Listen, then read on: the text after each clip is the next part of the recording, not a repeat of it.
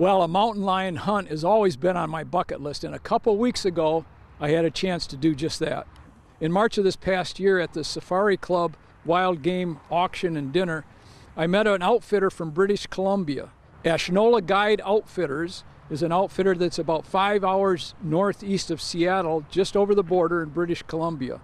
So I made a trip to British Columbia, met up with Daryl and Justin. They've got a great operation. Their cabin sits right in the middle of the mountains. British Columbia is just beautiful, from its scenery to the mountains to the valleys, but I've never been there when there's been snow on the ground, and everything is just beautiful.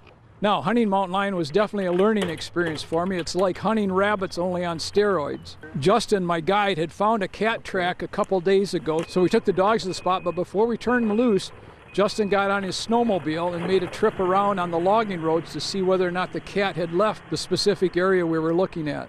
When he came back, sure enough, there were no tracks going out, so we walked the dogs down into a low ravine to see whether or not they could pick up the scent. Now, the dogs are the typical hounds. We used red bones, walkers, plots. My favorite dog happened to be a little dog named Dixie, who was a nice red bone. She picked up the track right away, and Justin turned the other dogs loose, and 4 dogs took off up the hill.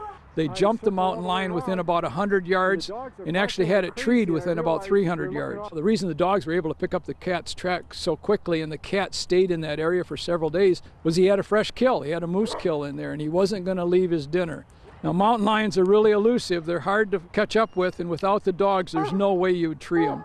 So with the mountain lion in the bag on the first day of the hunt, that leaves me 6 more days to go after lynx and bobcat. So stay tuned for next week. For ABC 12 News, I'm Tom Wright from Williams Gunsight Company, back again next week.